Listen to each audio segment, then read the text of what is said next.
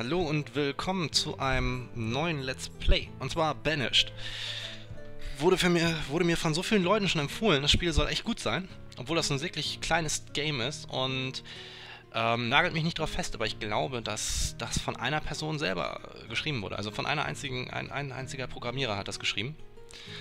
Ist schon ziemlich beeindruckend. Ja, und ich lege einfach mal mit den Tutorials los. Ich habe die Audio-Levels so einigermaßen getestet. Ich hoffe, das passt jetzt so. Und dann schauen wir mal. Ja, fangen wir einfach mal getting started an. Und lassen wir uns überraschen.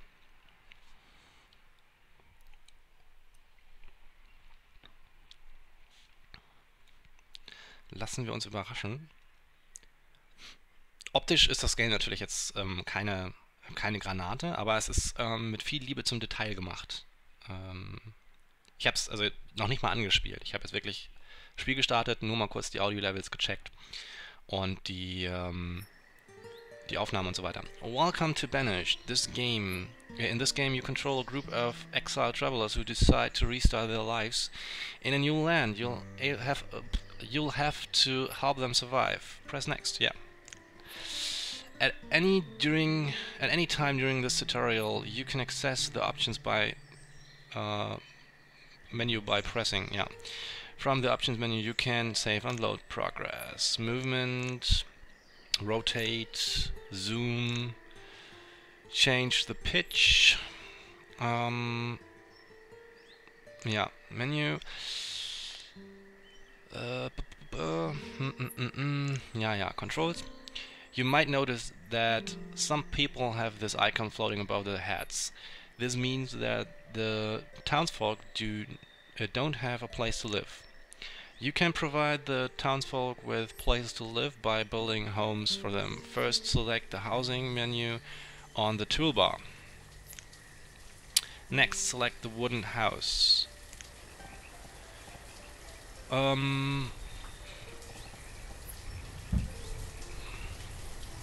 Placing a building will leave a footprint where it will be built. To get the townsfolk to start constructing, you'll have to collect wood for the structure and stone for the foundation. You can cut down trees and remove rocks from the landscape by using the destruction tools. Start by pressing this icon down here. So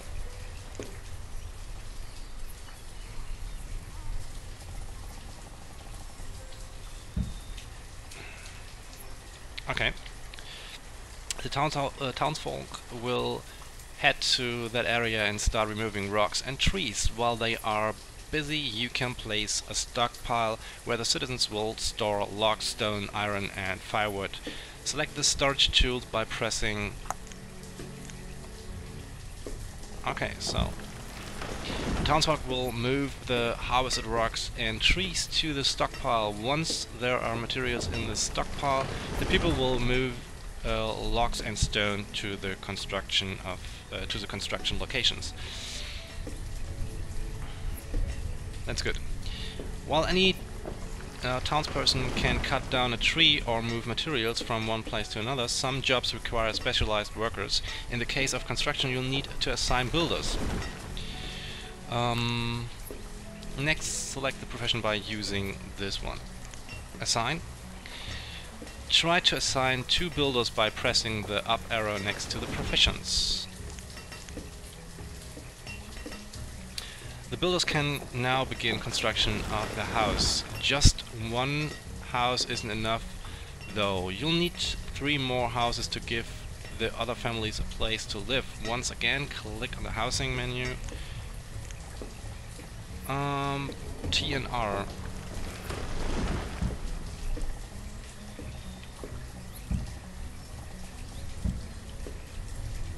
More houses. Sometimes it takes a while for the people to do all the jobs that you have assigned. If you're in a hurry, you can change the speed the game runs at. Yep. Try getting used to the movement. To modifying the game speed, you can slow down, pause, resume and speed up the simulation. Once all the houses are built, the tutorial will continue. Es wird jetzt ziemlich laut. Ich tippe mal einfach. dass meine Stimme nicht so wirklich gut zu hören ist aktuell. Also werde ich mal die Audio-Levels ein bisschen runterfahren. UI-Volume ist in Ordnung, Effect-Volume und Ambient-Volume packen wir mal so auf 60 runter. Ich glaube, dann sollte das wieder okay sein. Okay, try getting used to speed up. Once all the houses are built, the tutorial will continue. Okay. Ja, dann lassen wir die erstmal abholzen hier. Das ist zwar schon ein ganzer Haufen. Warum ist hier noch keiner am Bauen? Ah, jetzt fangen sie an. Okay, gut. Sehr fleißig, die Leute, sehr fleißig. Man muss schon sagen, also es ist recht hübsch gemacht.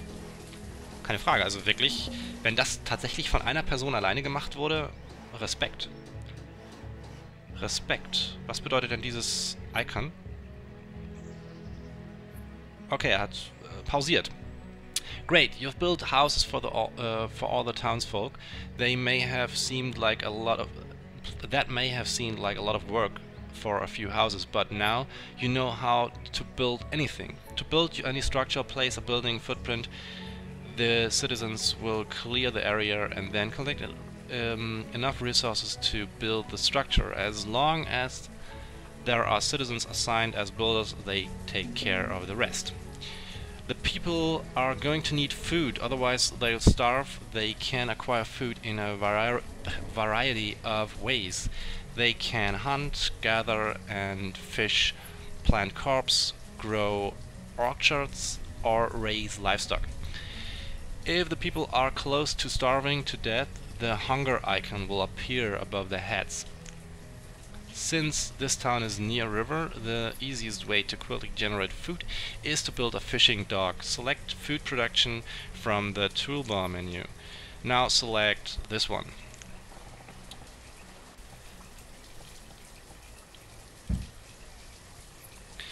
Most buildings that produce food or other resources require workers. You can assign fishermen in the same way that you assign builders. Start by selecting Fisherman. Assign 4 fishermen. Okay. You may notice this icon above some of the citizens' heads. Yeah. This means that the workers you just assigned do not have a place to work. As soon as the fishing dock is complete, they'll start working there and the icon will disappear. Nice. Wir haben auch ziemlich viel Wild hier. Also können wir nicht einfach ein paar Hunter assignen, weil hier ist sehr viel Wildviech unterwegs. Any window in the game can be... Ja, das ist wohl offensichtlich. Wir springen mal nach vorne. Wie war denn das nochmal mit der Zeit? Wait while the fishing dock is built. You can use the time tools to change the game speed in your liking, to your liking. Once the fishing dock is complete, the tutorial will continue. So. Was war hier nochmal? Habe ich doch geklickt, 4. Warum hat das dann nicht den Speed erhöht? If you build roads, people will move slightly faster as they move from place to place. Place roads first by selecting road and bridges on the toolbar by pressing this one. So, das haben sie natürlich intelligent gemacht.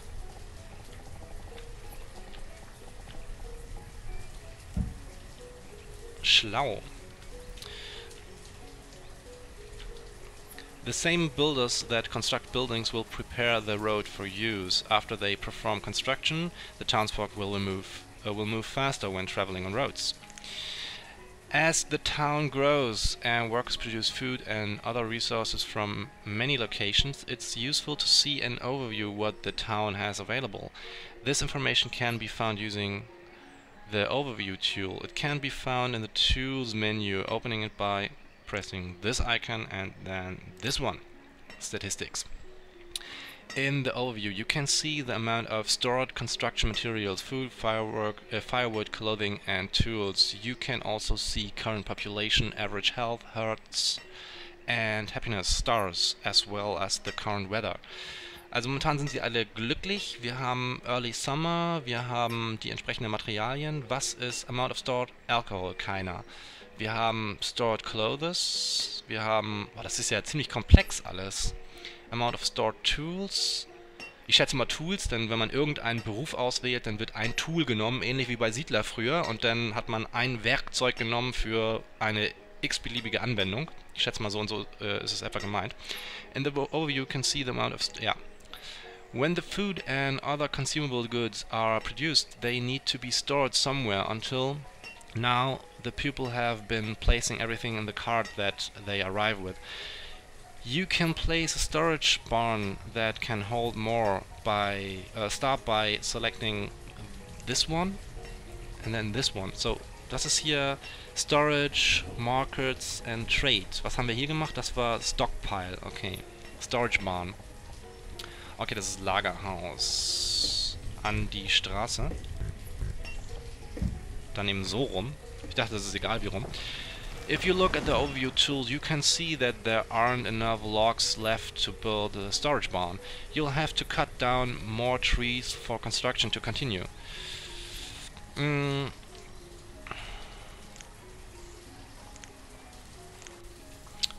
sollen also das hier nehmen. The people also need a way to stay warm in the winter. The easiest way to do that is to cut logs into firewood. To do this, you need a place for a woodcutter to work. Start by selecting Woods and Woodcutter. So rum. The townsfolk are in danger of freezing to death. This icon will appear above their heads if they are overly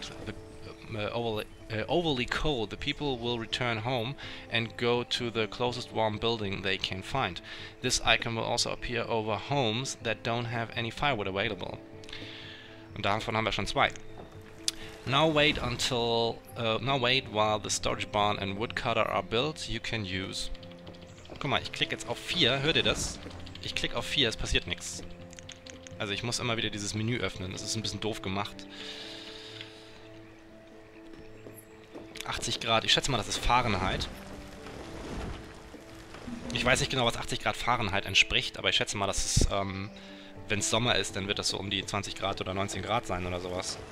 Oder auch nicht. Wer weiß. Muss ich mal googeln. Es ist wirklich hübsch. Es macht wirklich Laune. Also jetzt baue ich zwar erstmal nach Tutorial, aber es ist zumindest mal gut, um einen gewisses Einsehen, einen gewissen Einblick in das Spiel zu haben.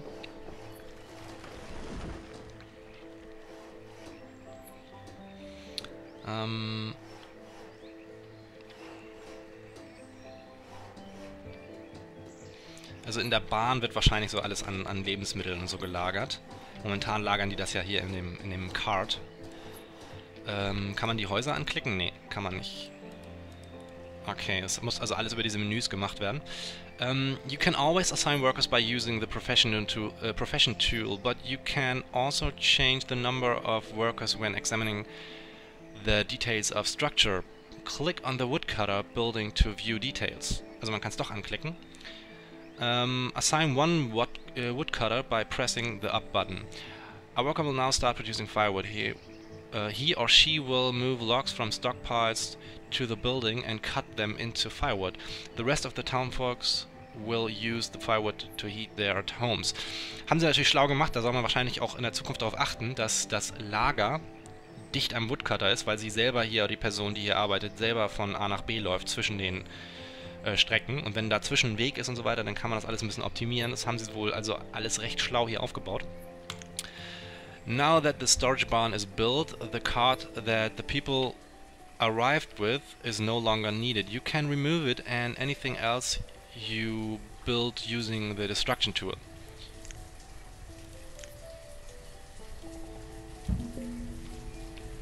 The workers will remove the inventory from the cart and... Das weiß ich immer nicht. Was sagen die Amerikaner Inventory und die Engländer Inventory? Oder wie rum war das? Egal. From the cart and then move it into storage barn. You can use time tool to... Yeah, next. If If at any point you need help with something in the game or a description of how a building or tool works, you can refer to the in-game help by pressing this one and this one. Okay. You can read some of the help reference or press next to the next. Okay, das ist jetzt vermutlich das nächste Tutorial, was jetzt kommt. Ich frage mich, worum es darum geht. Im Prinzip hat man ja schon so ziemlich alles abgehakt.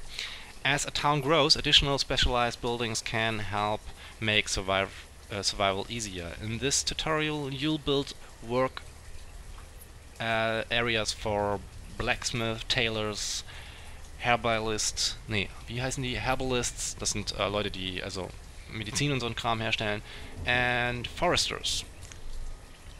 First place a blacksmith. Okay. Now, time acceleration. Next place a tailor.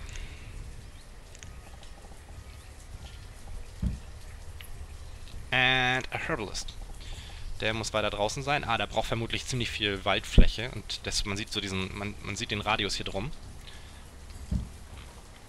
Finally place a forester's lodge. Und der wird vermutlich abholzen und aufforsten in einem Abwasch sozusagen. Now that the buildings are placed, you can assign workers for each building. Okay, blacksmith. Assign one blacksmith. Assign one tailor. Falls ihr euch fragt, Tailor, das ist ein Schneider. Assign one herbalist und one forester, I guess. 3. Okay. Since the blacksmith isn't yet complete, you can use the time acceleration to speed this up. All workers need tools to efficiently do their jobs. If a citizen doesn't have a tool, the following icon will appear above their head.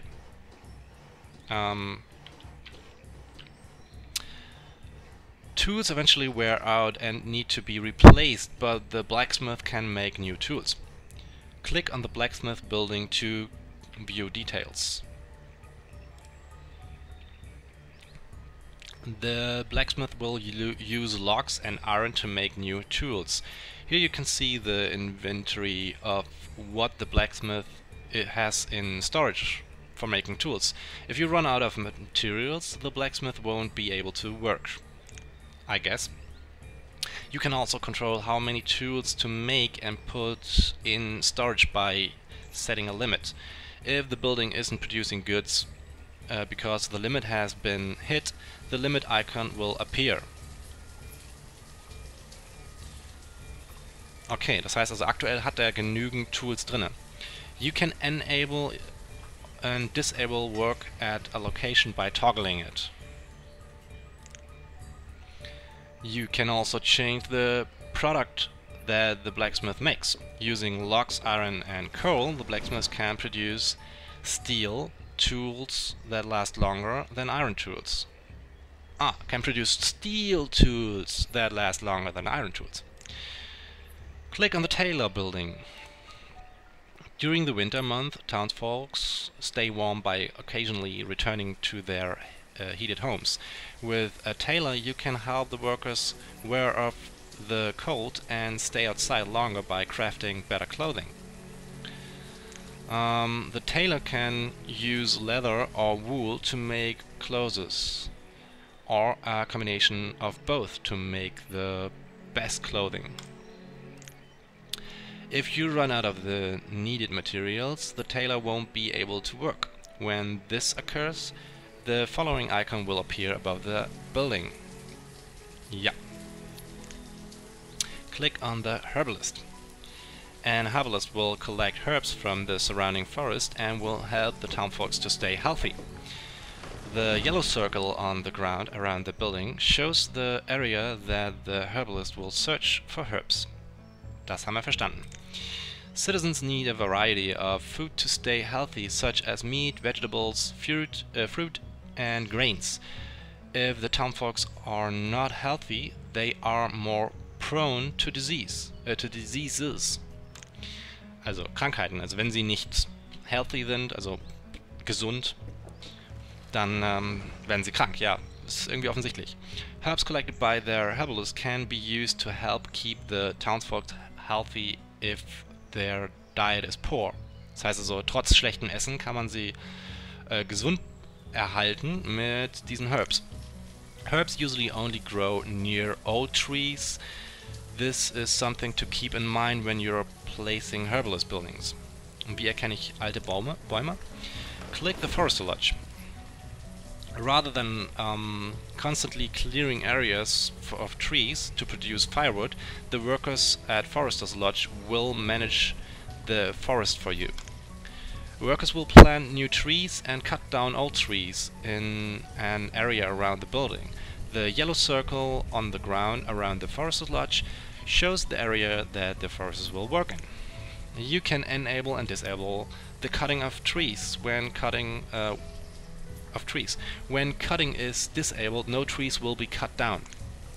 You can also enable and disable planting of trees. When planting is disabled, no new saplings will be planted around the building. Foresters will also remove rock and ore that is in their work area to make room for more trees to be planted. Entschuldigung. By using these buildings, you can help make sure this citizen have tools, warm clothes for the winter, good health and replenishable forest. Press next to the next tutorial. Okay, das war ziemlich easy. Wir kriegen also Eisen durch den Abbau von solchen Steinen und so weiter. Ich schätze mal, man kann auch irgendwann Minen bauen und so ein Blödsinn. There are many ways to produce food for the citizens of your town. Hunting, fishing and gathering can be used to harvest food from the environment, or you can clear the land and plant orchards, grow crops and raise livestock. Before food can be produced, you'll need to construct buildings and create areas for food production. You can start by placing a pasture for livestock. Select food production on the toolbar menu. Now select the pasture. Using the mouse, bla bla bla. Also wir sollen hier... Ja, ich muss hier bis in die Ecke gehen, das war noch nicht so gut zu sehen. While the pasture is being built, you can place other buildings. A hunting cabin can be used to designate an area where hunters should search for wild game. Da kommt übrigens der Begriff Big Game her. Das ist also, Big Game kommt vom Jagen und zwar auf große Tiere. So ab Hirsche und sowas, glaube ich. Oder Big Game ist nur bei Tieren, die sich auch wehren, sowas wie Löwen. Ich bin mir nicht ganz sicher. Hunters need either open fields or forest nearby to effectively hunt. Select hunting cabin from the menu. Similar to hunters, gatherers search for and collect food that is growing in the forest. Select gatherer. Ja. Den stelle ich direkt daneben. Die kann man also gut in Kombination bringen. Farms can work in a field and grow crops. To place one, select crop field. Ja. Macht man also auch so. Vorher also die... Wobei ich glaube, wenn ich hier einfach über die Bäume hinwegschneide, dann wird das automatisch alles befreit, das Gelände, und befriedet. Farms can also work in an orchard that produces fruit and nuts. To place one, click here. This crop field is currently disabled, as indicated by the following icon. Select the crop field.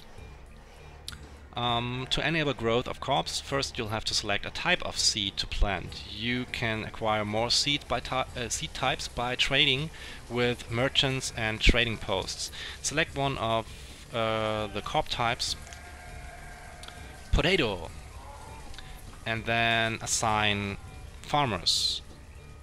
Crop field. Increase the number to 3 workers. Okay.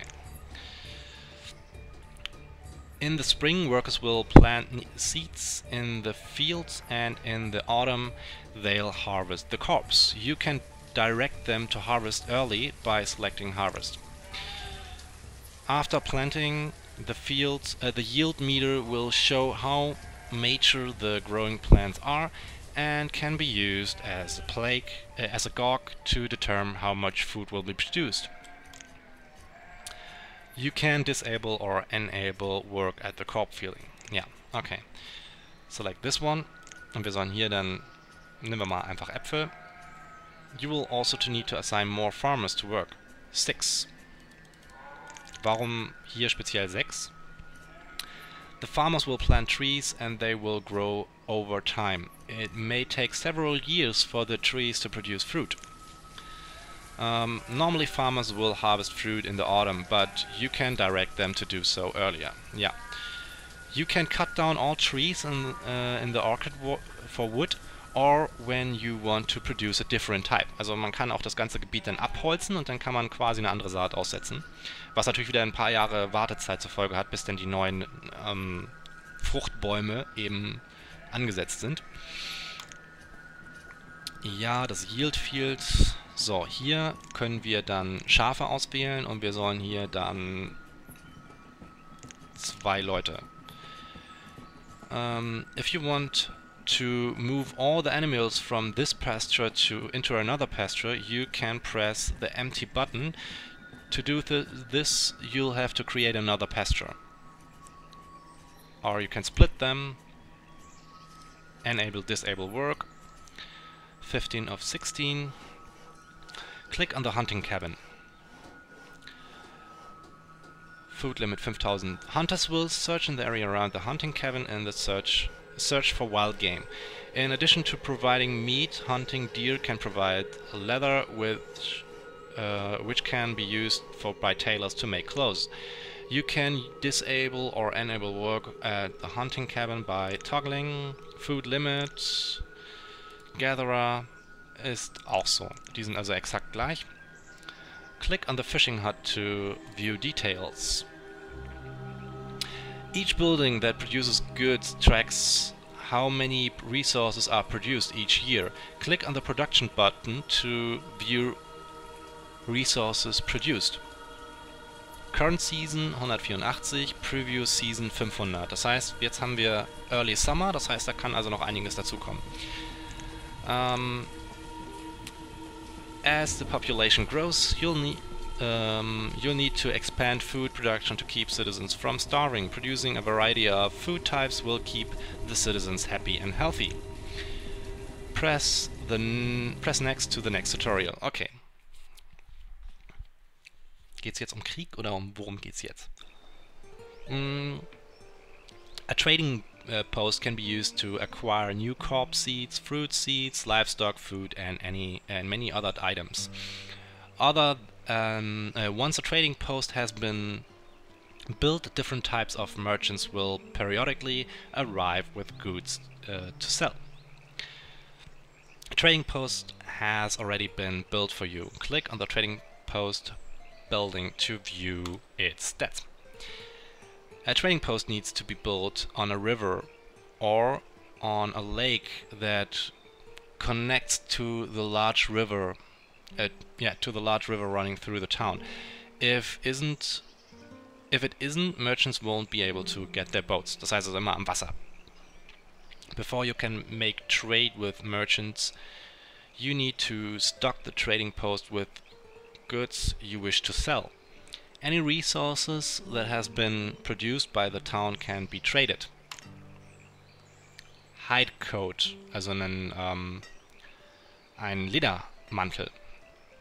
Since this town has more tools and coats than it currently needs, you can stock the trading post with these. Sehe ich auch, wie viele ich habe? Moment. Coal. Ich sehe jetzt nicht gerade, wie viele Codes ich hier habe. Na gut. Ich soll es einfach mal auf 100 setzen. Und Iron Tools auf 120. Und dann soll ich The trading post needs workers that will move inventory from A to B.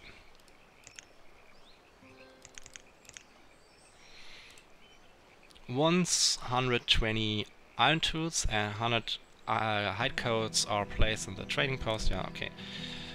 dann warten wir mal, bis der Stock erreicht ist. Sehe ich denn 3% voll? Wo sehe ich denn, was aktuell drin ist? Ach da, Count 100, 120, 50. Die schleppen ja immer recht große Mengen an, ne? 100. Okay, now that you have some inventory to trade with, click on the Trade tab to interact with the merchant. This particular merchant is selling chickens. Once you buy livestock, you can move it into a pasture where the animals will produce and provide the town with food. Increase the number of chickens to 6 by using the Increase the number of iron tools and hide codes to trade until the total is enough to match the cost of the chickens.